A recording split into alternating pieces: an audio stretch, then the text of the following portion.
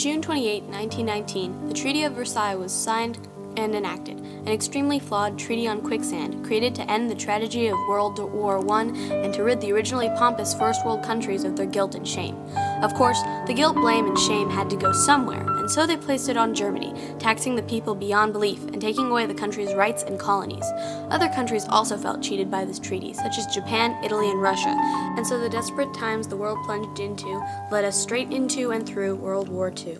The war had been such a drain of resources for every country that the only major country that wasn't in desperate need of a loan was us, the United States. The decade after the war was like a giant potty bought on credit for America. We loaned and invested in other nations, and our nation wrapped itself up in the roaring 20s, where production was booming and you could buy yourself a car on credit and pay for it later once you got your pay. The people also invested in the stock market, which allowed businessmen to rise to the top fast or fall to the bottom in twice that time. However, a market economy with little regulation that's based on credit has some major flaws. People were spending money that they didn't actually have, and excess goods were being produced in farms and factories who were still in overproduction mode from the war. People didn't need all the materials being produced, and the soil was wearing out from being overfarmed. Finally, someone noticed this issue and took their money out of the market. Others followed suit, until on October 29, 1929, a date known as Black Tuesday, so many people pulled their money out of the markets that the market crashed and the USA fell into economic recession. This economic recession, when paired with the Dust Bowl, the end result of the overproduction of the crops, created the famed Great Depression of the 1930s. When the times become desperate, so do the people, and so when people stopped giving corporations money, the corporations fired many of their workers to save money, who in turn had to save money by not buying as many goods from the corporations, who in turn had less money, which led them to fire many more of their workers, who in turn had to save money, which meant that they couldn't buy as many goods, which continued the cycle. During the Depression, families starved to death, the suicide rate shot up, families divorced, and people collected in giant villages of shacks called Hoovervilles, named after the president of the time, a laissez-faire economist who just waited for the Depression to be over and refused to take the proper measures or even interfere with the invisible hand. The Depression in the United States soon spread to the world as America stopped lending money to other nations. Germans, already hurt by the Treaty of World War I, were starving to death, and Britain and France were weak. The only countries who weren't impacted by America's Great Depression were those who had turned to communism. The people of Europe began to support their governments more, giving them more power in order to stop the Depression.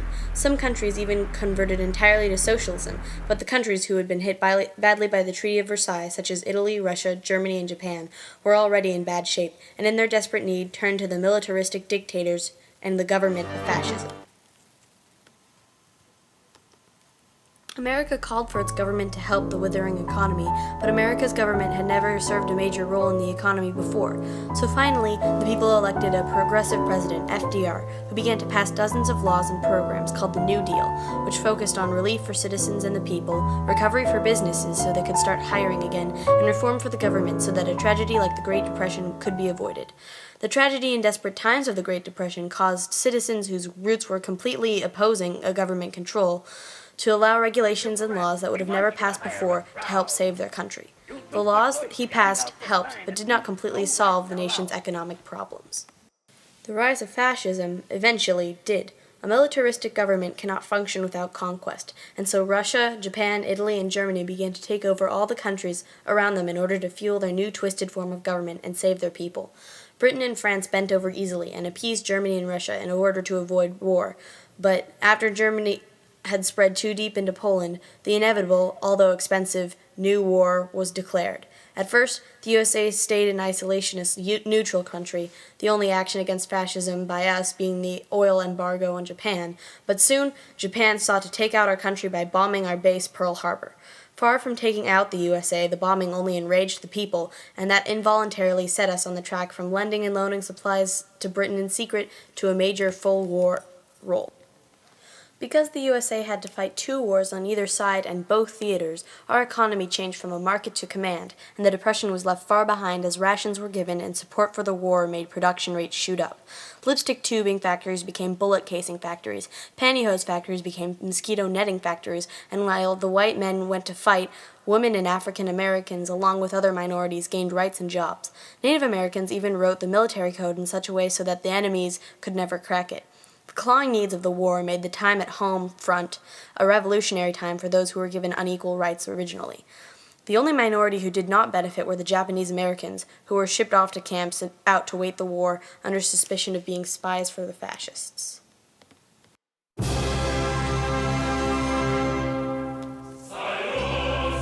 Despite the Russians being fascists, they worked against Hitler and were our allies during the war, something they would originally be against if it weren't for the pressing threat of Hitler. If it weren't for the sheer number of Russian soldiers, history might not be as we know it today. The Germans sieged the city of Stalingrad for July of 1942 all the way into February of the next year, but the cold winter forced them back and turned the tide of the war back to our side. In the European theater, Italy had been brought down, and now it was time for Germany to fall. The USA General Dwight D. Eisenhower led the largest naval force ever to congregate onto Germany to break through into the Nazi Empire as an event called D-Day on June 6, 1944. In May of 1945, Germany surrendered, leaving only Japan as the enemy. The Japanese society brainwashed their children from birth to grow up fascists, and they had no morals or mercy. Soldiers would commit suicide on cue for their leader and never surrendered. In order to try to bring a quick end to World War II, the USA dropped Fat Man and Little Boy, the first atomic weapons, on Hiroshima and Nagasaki after firebombing Tokyo, obliterating the cities and their inhabitants. Japan surrendered days later, and though the war was over, its influence was not. Because of the war, entire cities were emptied and destroyed. The Nazis had eradicated nearly every Jew in Europe in concentration camps, and the remaining Jewish people were given the Holy Land of Israel as compensation for their sacrifice. The United Nations was created in order to try to find diplomatic solutions, and the only two major powers left, Russia and the United States, no longer trusted each other and began preparing for the next big event in history, the Cold War.